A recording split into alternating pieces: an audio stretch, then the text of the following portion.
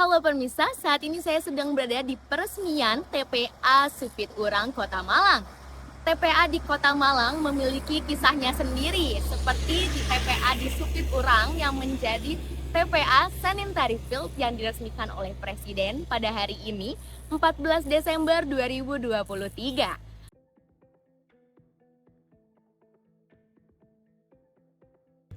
Persoalan sampah adalah persoalan yang sangat serius. Kalau sampah tidak ditangani dengan baik, akan menimbulkan berbagai permasalahan, baik masalah sosial, masalah kesehatan, dan juga dapat menimbulkan bencana seperti pencemaran lingkungan, pencemaran sumber air, dan bahkan bisa menyebabkan banjir. Volume sampah akan terus bertambah, karena itu diperlukan yang namanya tempat pembuangan akhir atau TPA yang ditata dengan baik dan memiliki fasilitas dan teknologi pengolahan yang modern, serta sistem pengolahan dan manajemen yang baik. Saya tahu pengelolaan sampah itu tidak mudah, mengatur satu tempat saja sulit, apalagi jika satu kota, satu kabupaten, dan satu provinsi atau dalam satu negara. Dan sekarang sudah ada banyak model TPA yang beroperasi dengan baik. Ini bisa menjadi contoh pengelolaan sampah bagi kota-kota atau daerah lain yang mengalami persoalan sampah.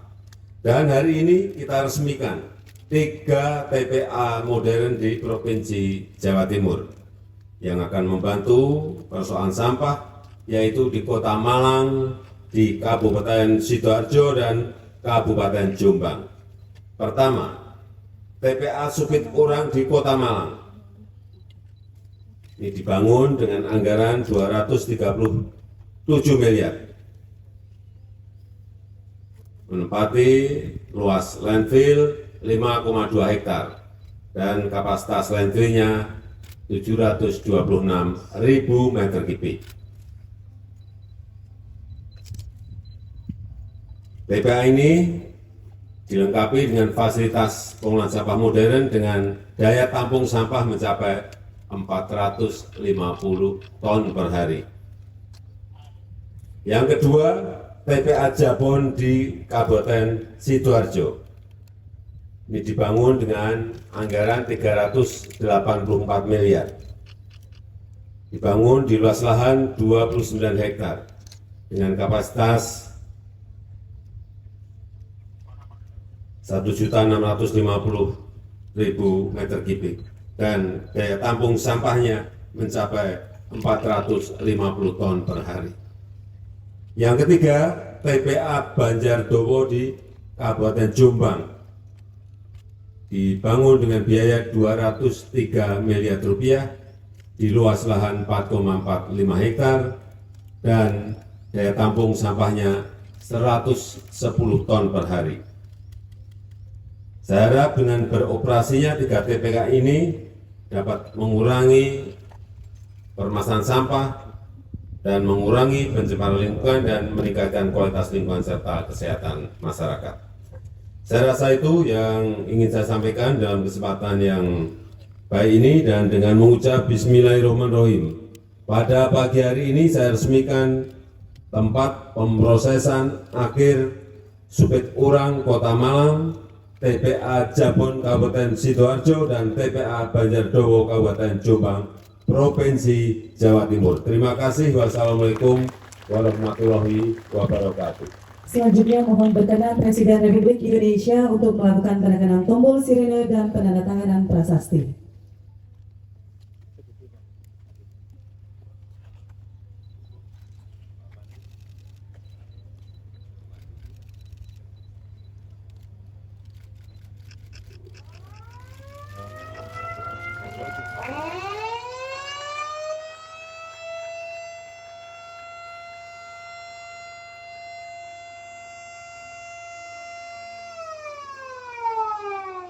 Proses pengembangan dari program IREK ini tadi dengan konsep sanitary landfill itu satu, yang pertama ada di Kota Malang, yang kedua di Sidoarjo, dan kemudian tadi yang disampaikan Pak Presiden di Kabupaten Jombang.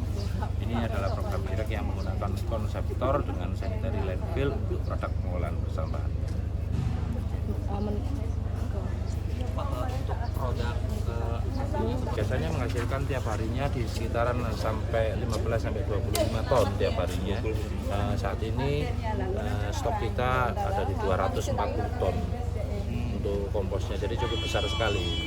Mudah-mudahan di tahun 2024 nanti sebagaimana regulasi yang baru, kita bisa memberikan kontribusi yang baik, khususnya bisa menambah pendapatan daerah di mana TPA Supit Urang ini berada, khususnya di Kota Malang. untuk sampah yang sudah dipadatkan tersebut, apakah akan diberikan ke pengepul atau ke perusahaan daur ulang? Sementara sanitary landfill masih belum ada pengembangan karena memang ada perbenturan terkait dengan regulasi yang seperti saya sampaikan. Bahkan untuk memulai suatu bentuk regulasi dan kerjasama dengan pihak ketiga masih butuh beberapa aturan-aturan secara legal formal yang perlu kita perbaiki, sehingga ada kerjasama dengan antara pihak-pihak ketiga nanti yang tidak menutup kemungkinan bisa bekerjasama dan memberikan kontribusi positif kepada pemerintah di daerah dengan regulasi legal formal yang pintunya sedikit lebih bisa fleksibel lagi, sehingga seperti yang saya sampaikan ada kontribusi positif dengan program kerjasama PKS ini. Ada beberapa, kita juga bahkan dari Cina kemarin pun juga sudah melakukan suatu pemaparan dan pemberian proposal kepada pemerintah Kota Malang khususnya untuk penanganan pengelolaan persampahan dengan menjadi banyak produk yang memang ditawarkan oleh mereka. Namun saat ini masih ada beberapa kajian yang perlu diselaraskan sehingga bentuk program kerjasamanya nanti bisa sesuai dengan regulasi yang ada. Apakah ada kerjasama dengan Pemkot kota lain seperti Kota Batu, Pak? Kan mengingat TPA di Kota Batu itu yang Telukung itu ditutup. Oke, saat ini masih belum ada pembicaraan terkait dengan kerjasama antara masing-masing daerah baik ke Kota Malang maupun dengan Kota Batu. Tapi ini masih mengakomodir kebutuhan penempatan persampahan yang ada di Kota Malang saja. Berarti tidak menerima perpindahan sampahnya Kota Batu, tidak diterima? Belum ada pembicaraan sampai sejauh itu. Seandainya umpamanya secara kebijakan pimpinan nanti bisa mengakomodir juga teman-teman yang ada di Batu, saya rasa tidak menutup kemungkinan bahwasanya di TPA Supit Urang dengan space yang saya sampaikan 31 hektar, saya rasa bisa menampung itu semua. Sekarang tinggal masalahnya berapa pengurangan pengelolaan dari pengelolaan persampahan. Datangnya 100, bisa dikelola berapa? Saat ini bisa dikelola 26%. Harapan saya dengan inovasi dan improvisasi lanjutan itu bisa mengelola sampai 40%. Sehingga residunya tidak hanya menumpuk saja, tetapi bisa kita urai sehingga masa jenuh daripada TPA yang saya sampaikan durasinya bisa 35 ton dengan pengurangan atau pemilahan yang bisa kita lakukan untuk saat ini itu 10% sesuai dengan target DED yang diberikan oleh kontraktor waktu itu PP itu 10%, artinya 3,5 ton saja. Itu kalau misal dibandingkan dengan sampah yang masuk dan sampah yang diproduksi masyarakat Kota Malang selama sehari yang tadi disebutkan kurang lebih sekitar 480-an ton, itu kan sangat kecil, 3,5. Cuman memang di sini kami dibantu mesin-mesin pengolahan sampah yang kami dapat bantuan dari Jerman bekerjasama dengan PUPR, kemudian dirupakan atau dibangunkan tempat pengolahan sampah yang punya teknologi lebih advance daripada yang lain, termasuk di sanitary landfill. Sampah masuk di sini itu pertama, semua sampah yang masuk itu ditimbang dulu di jembatan timbang. Sini ada jembatan timbang. Di bawah ada jembatan timbang. Oh, di bawah jembatan. Iya, untuk didata dulu berapa beratnya. Yang pasti yang masuk sini 30. Masuk di depan dulu seperti yang dilihat di depan. Itu nanti mobile sampahnya pakai wheel loader ini ke mesin yang pertama ini namanya back opener. Back opener. Fungsi dari sebenarnya di dalam back opener itu ada seperti pisau pencacah ya. Cuman dia nggak mencacah sampai halus ya. Tujuannya hanya membuka kresek atau karung yang masih keikat gitu, biar nanti di pemilahnya lebih mudah. Tadi kenapa kok saya bilang kita memakai teknologi dari Jerman, tapi sampahnya sebetulnya harusnya kondisinya sama seperti di Jerman. Ini kendalanya adalah di mesin ini. Ketika sampah kita campur, sampah organik dan anorganik campur masuk ke dalam mesin, itu otomatis sampah organiknya akan nempel sama sampah anorganiknya. Nah, itu nanti juga akan mempersulit teman-teman di petugas pemilahan untuk melakukan pemilahan. sampahnya ini jalan di konveyor, jadi agak sulit melakukan pemilahan. Dari mesin back opener ini ke mesin drum screen. Di drum screen itu ada penyortiran sampah sesuai dengan ukurannya. Disortir sampah namanya drum screen. Ada besi bolong-bolong seperti ini. Nah, itu dia memisahkan sampah yang ukurannya di bawah 8 cm dia akan turun. Yang ukurannya di atas 8 cm artinya sampah yang besar dia akan disalurkan ke konveyor. Di sana nanti akan dipilah sama petugas pemilah. Posisi sampah ini jalan di konveyor. Nah, problemnya adalah sampah jalan di konveyor, kemudian sampah ini kecampur sama sampah organik. Terus posisi di konveyor ini sampahnya gunung, nggak bisa biar, karena memang ada kesalahan konstruksi dari kontraktor untuk membangun ini waktu itu. Jadi sampahnya itu juga kendala juga. Kita perlu buka.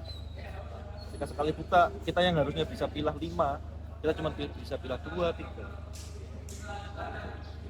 Kemudian yang kecil-kecil itu tadi ada mesin magnet separator. Di sana pemilahan logam otomatis pakai magnet. Untuk sampah yang non logamnya akan ditimbang terus dibuang ke sana. Dari situ naik kan ke konveyor itu, terus ke mesin yang kecil itu di atas itu magnet separator. Untuk yang logamnya nanti akan ke sedot berangkat.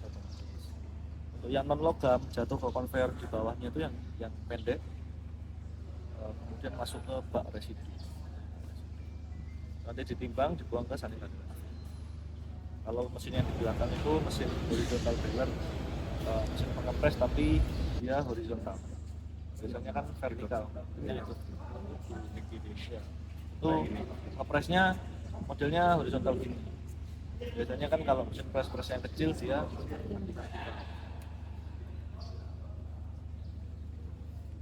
Berarti ini yang memilah berapa orang, Mas? yang memilah untuk saat ini ada 13 orang. 13 orang, menurut Mas itu terlalu dikit nggak sih? Atau Kalau sesuai dengan SOP dan target yang harusnya tercapai, harusnya 20 orang. 20 orang pemilahan. Bahkan ini 1 orang pemilah pun dibebankan 2 item kanan kiri itu. Tapi untuk memaksimalkan hasil pilahan, kami bebankan di sini 3-4 item. Keranjang di belakangnya ada 2. Dari segi efektivitas di awal mungkin agak menyesuaikan ya, ada memilah 4, tapi selanjutnya memang ada kenaikan statistik pemilahan yang sama. ini pegawainya dari warga sekitar atau gimana? Pegawainya ada dari warga sekitar, kebanyakan dari warga sekitar juga, ada juga yang dari luar. Itu dia tadi liputan mengenai sampah di Kota Malang, dan semoga saja pengelolaan sampah bisa lebih baik agar Indonesia bisa bersih dari sampah. Saya Rara Sfati, sekian dan terima kasih.